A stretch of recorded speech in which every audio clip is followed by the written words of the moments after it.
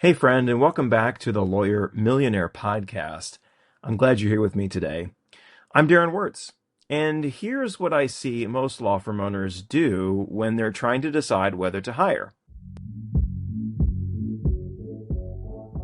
Welcome to the Lawyer Millionaire podcast, the show where law firm owners learn to build wealth, scale their firms, and design the life of freedom they deserve. Hosted by Darren Wars, business and wealth advisor for law firm owners and author of The Lawyer Millionaire, this podcast delivers the strategies and inspiration you need to break free from the grind and become the financial success you envision. Let's dive in. Either A, they wait until they're completely buried, drowning in work, falling behind on matters, and then they hire out of desperation. Or option 2, they have a really strong month, they feel optimistic, the firm feels like it's hit a new revenue plateau, and they post the job listing immediately. Either approach can lead to disaster.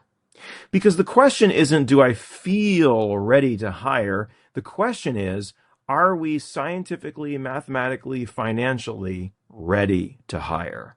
And that is a different question. So today, we're going to walk through some practical tests, 3 tests actually, that let you help you answer that question with data and science rather than gut feel. So, first of all, why does this matter so much? And you already know why it matters. You're probably dealing with this question right now yourself, but let's underscore it just a little bit here. If your firm is somewhere between about $1 million and $5 million in revenue, you're walking through a zone that Greg Crabtree in simple numbers calls the black hole. The black hole is a stretch of business where you're forced to add staff and infrastructure. You need to add staff and infrastructure, but you can't really afford to just yet, at least not really, you don't have a lot of margin. Your workload is growing faster than your margin. You are the bottleneck, and you know something has to change, but you also know that hiring costs money. Woo! Well, getting a hire right, by the way, will be great because it will pay you back many, many, many times over. You buy back your time, you grow your capacity, and the new person strengthens your profitability. But get a hire wrong, and you've just added overhead, stress, complexity at just the moment when you can't really afford any of those things. That's the problem with being in the black hole. Now, I'm not trying to raise your blood pressure, so if your pulse is quickening, I'm sorry. I'm actually trying to lower it because I think that actually most of the anxiety that comes around hiring comes from doing it in the dark. When you can see what you're doing, when you have a clear test, a test that gives you a clear answer, it stops being a leap of faith. And it becomes a decision you can make with confidence. And that's what we want. So today we're going to walk through some different tests. These tests come from 2 books. The first is Profit First by Mike Michalowicz. And the second is Simple Numbers by Greg Crabtree. Both of these are books that we're reading this year inside the Lawyer Millionaire community. We read Profit First last quarter, and this quarter we're reading Simple Numbers, taking the profit and cash flow frameworks to the next level. By the way, our theme this year is profit on purpose. And so everything we're talking about is all about cash flow and profitability. And this quarter, our kind of sub-theme is profit science. And by the way, if you're not part of our community, you're really missing out. You can join us at community.lawyermillionaire.com. Okay, let's think through it together. First, let's kind of rephrase this question. Most times as business owners, the question we're asking is, do I need help? Well, of course, you always need help. There's almost always more work than any one person can do, especially if your business is growing. So, do I need help? Doesn't really help you. See what I did there? Well, the better question, the one that actually tells you something, is this. Can my firm financially support what that help costs? And if not, do I have a runway to get there? These are big questions. And we're going to break it down into 2 parts. The first part is about cash flow. Do I have the money coming in reliably to cover this new fixed cost? If you do, that's great. You're in a great spot. The second is about efficiency and profitability. We're going to break that down into two parts. If I add this person, is my firm going to make more money? That's a really important question. Or am I just going to dilute the returns I'm already getting? Okay, so we're going to use we're going to use profit first for the first part, and we're going to use simple numbers for the second part. And you should be able to pass all three of these tests before you post that listing. Now, before we get to either framework, quickly, there's something that has to be in place first. And if this part isn't handled, neither test is going to give you the real answer. And here it is. Drum roll, please. You have to be paying yourself a market-based wage. Ow! I know, I said it. Greg Crabtree makes this his very first chapter in Simple Numbers for a reason. If you're not paying yourself what your role is actually worth, your net income number is lying to you. Liar! Every ratio sitting on top of it is lying to you too. You may think you have 12% profit, but really you're subsidizing the firm with your own unpaid labor and sweat equity. The minute you hire someone to actually take some of that labor off your plate, the true cost becomes visible, and the firm can't actually support it. A firm owner that's taking maybe $30,000 or $40,000 home a year in W-2 wages and calling the rest of what they take out distributions, the profit number looks great on paper, but then they hire an associate, an operations manager, or a paralegal, and suddenly the numbers are getting tight. And they can't understand why. Because on paper they had plenty of margin, but that margin wasn't real. It was their own compensation in hiding. So, the first thing to do before any test, before any listing, is to make sure you are paying yourself a market-based wage. Really important. Here's the exercise I want you to think through real quickly. Imagine, God forbid, you were hit by a bus and tomorrow your family decided to keep the firm going in your absence. Let's just pretend that they could, even though they're not lawyers and they couldn't run the business, but let's just pretend. Okay. Well, what would they have to pay someone to do your job? Not one person, but probably two or three, because you're probably doing 2 or 3 jobs and working a lot of hours. You might be the managing attorney, the rainmaker, and the operations person all at once. So what you should do is price each of those roles at what the market actually pays for them, and then blend it based on how your time is split. Now, here's the part that trips people up. What if you work through the exercise and then you realize, oh gosh, I can't afford to pay myself a market-based wage? Well, ding, ding, ding, we have some important information. It doesn't mean you're in a bad spot necessarily. It means 2 things. 1, start tracking what you're giving up. This is called sweat equity, and it's real. It's the value you're building by working for less than you're worth. And you don't want to keep doing that forever. So number 2, make a plan and a timeline for when the wages will move up to market. Not someday, not when I feel like it.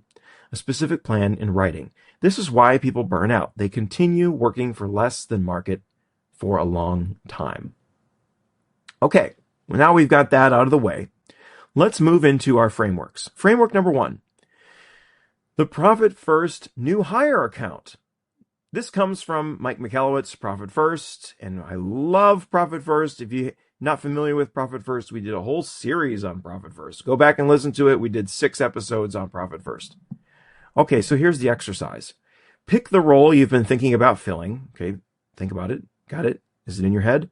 Associate attorney, paralegal, whatever it is. Figure out what that base salary should be. Not necessarily fully loaded, but what's the base salary? Okay.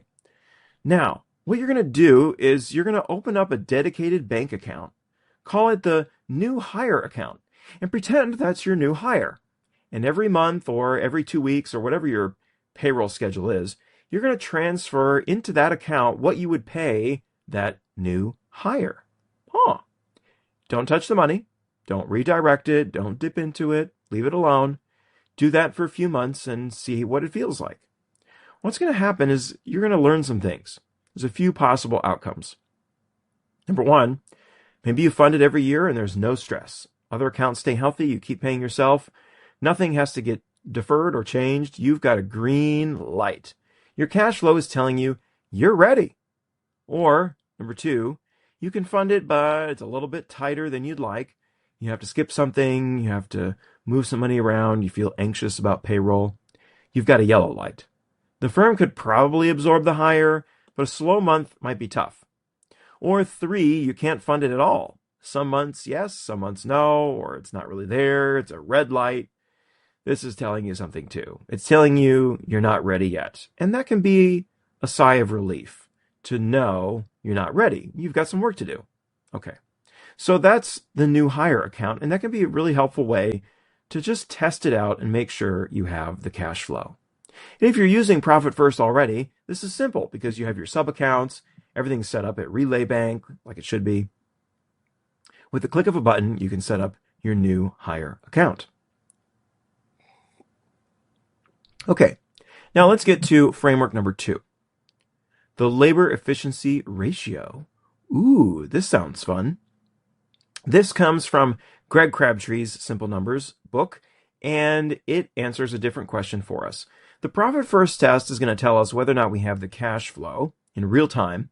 The labor efficiency ratio is more scientific, and it's going to tell us whether that new hire, we can really take it on, and whether or not it's really going to make us more profitable, or it's just going to exacerbate a problem that we already have. The formula is really simple, so if you're afraid of math, don't worry. It is this: gross profit divided by total labor cost equals your labor efficiency ratio.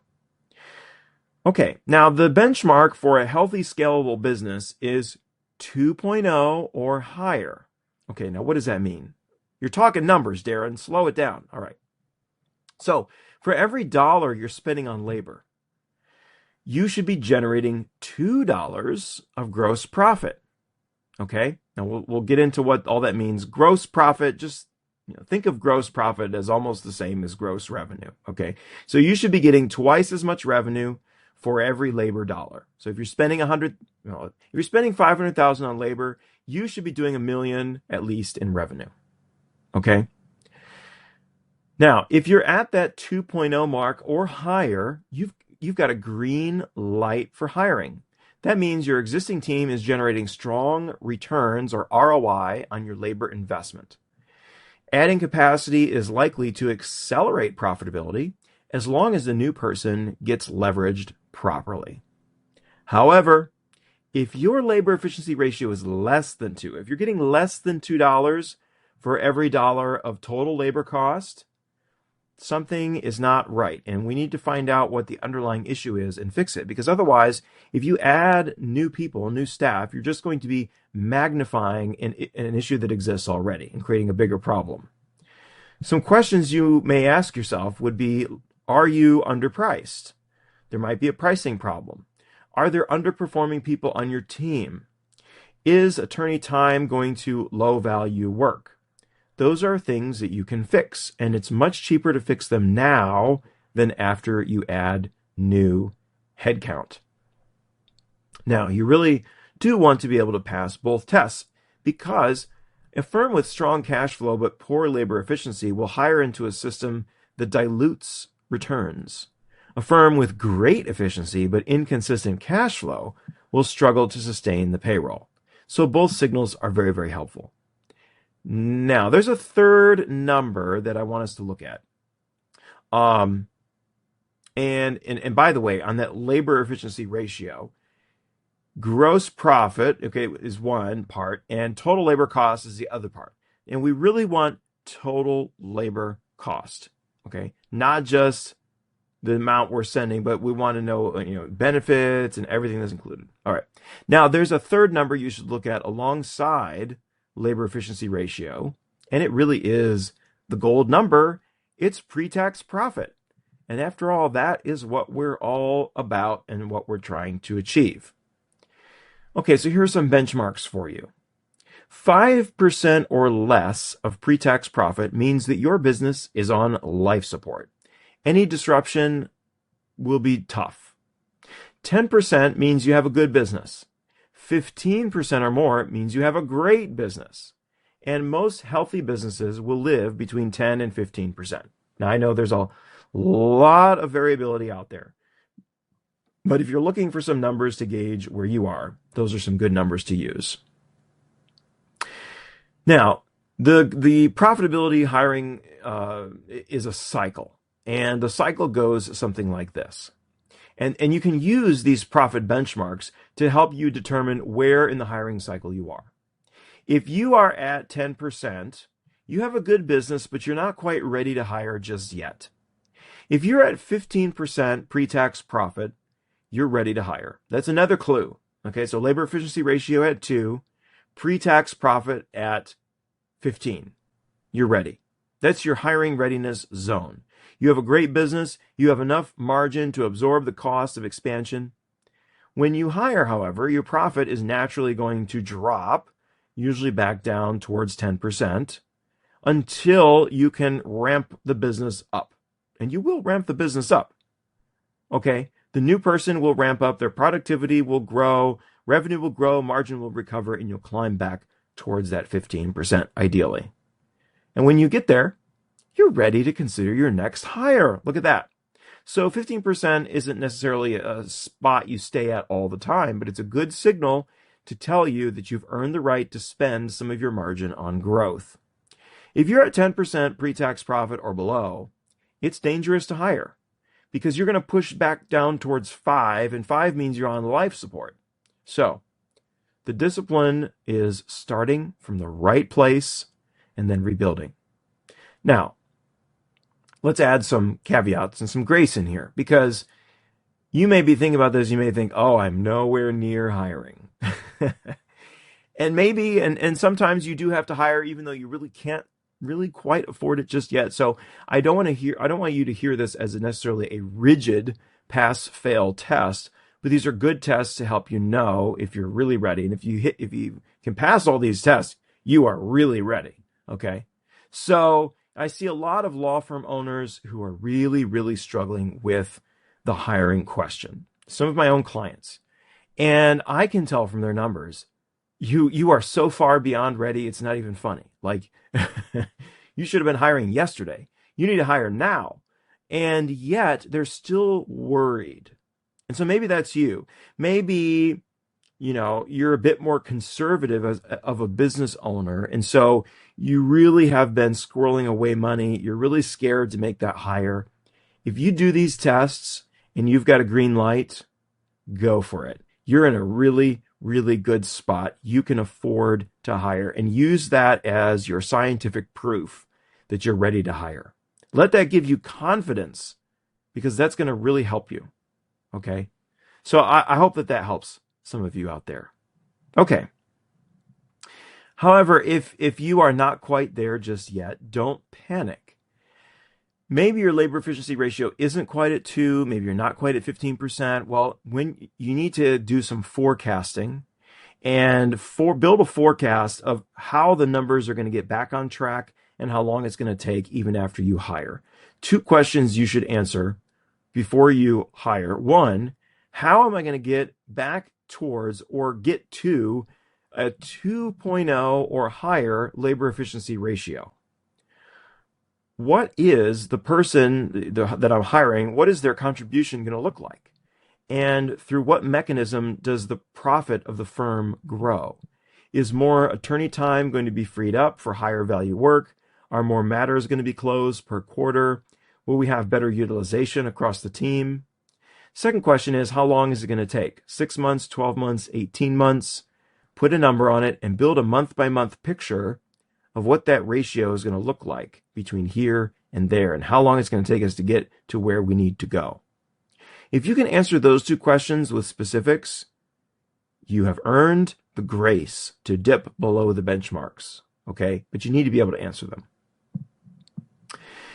Okay, same thing with pre-tax profit. If you're gonna drop down towards 10%, that's expected as long as you start at 15. What's your forecast for getting back? When does it happen? Through what? Write it down. Understand your runway. Now let's go a little bit deeper.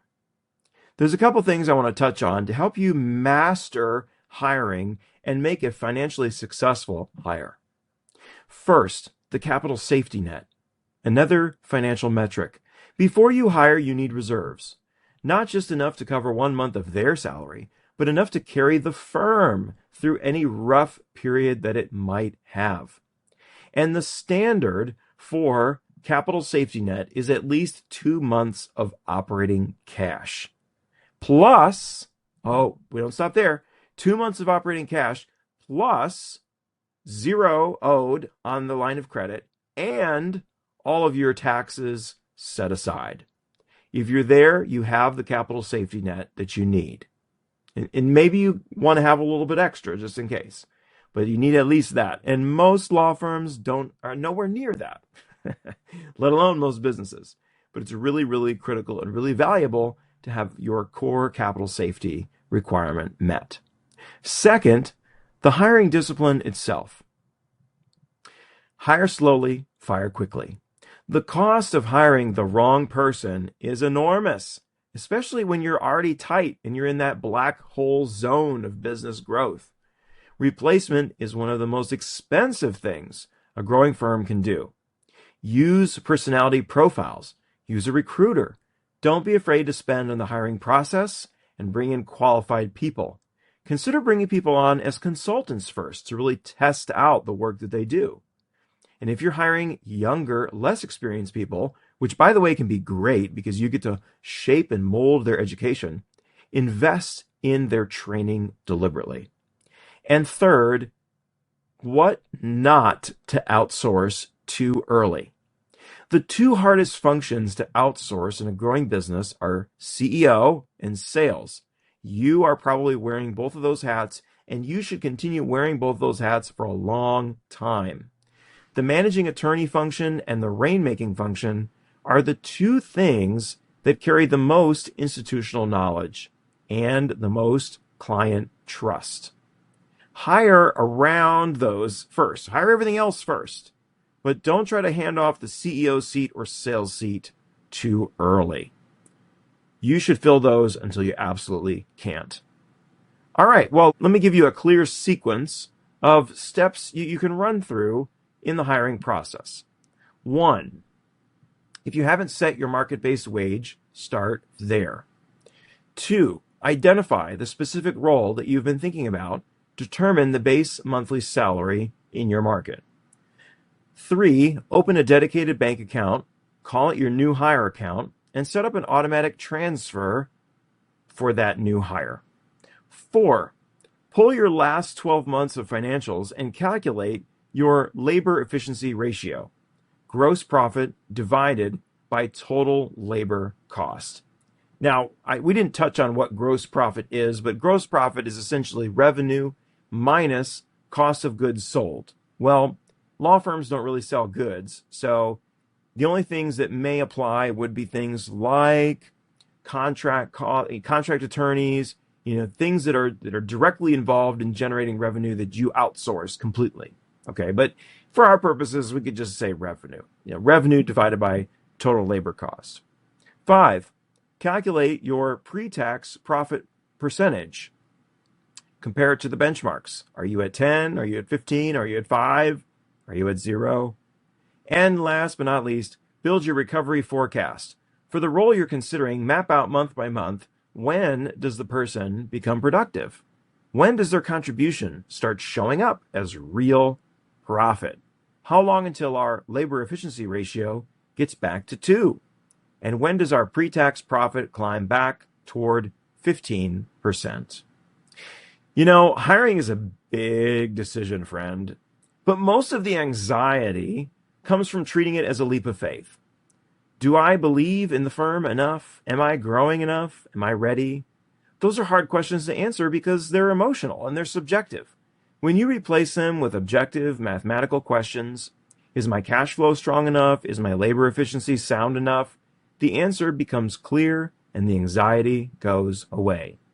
Here at The Lawyer Millionaire, we help law firm owners grow their businesses and their personal wealth by surrounding you with a team of advisors to help you achieve your dreams and goals. To learn more or schedule your intro call, go to lawyermillionaire.com. And by the way, everything we talked about today is part of what we're building this quarter inside the Lawyer Millionaire community. Our Q2 theme is Profit Science, and we're working through Simple Numbers and Simple Numbers 2.0 by Greg Crabtree together across 3 masterclasses. The link to join the community, and we'll put the links to the books in the show notes. And don't wait, because our next masterclass is coming up soon on April 23rd. We're going to be talking about the 4 numbers that decide your law firm's profit. Okay, and you don't need to finish the books or even really read the books to get a lot out of it. Just come ready to learn. If you're not in the community yet and you'd like to be, the link is waiting for you. And by the way, it's free to join. Well, that's it for today, friend. And remember, if your law firm isn't building you wealth and freedom, what the hell are you doing? Can I get an amen out there? Now, go make it happen. And I'll see you next time. Are you a law firm owner looking to build real wealth and break free from the daily grind? On the Lawyer Millionaire podcast, we share practical strategies to grow your practice, maximize profits, and create the financial freedom you deserve. Join host Darren Wars as he interviews top experts and successful law firm leaders who share their secrets. Don't just practice law, build a legacy. Listen now to the Lawyer Millionaire wherever you get your podcast. The Lawyer Millionaire podcast is for informational and educational purposes only. It is not intended as legal, tax, or investment advice. Listeners should consult with a qualified professional before making any financial or business decisions. The views expressed by guests are their own and do not necessarily reflect those of Darren Wars or Lawyer Millionaire Wealth Advisors.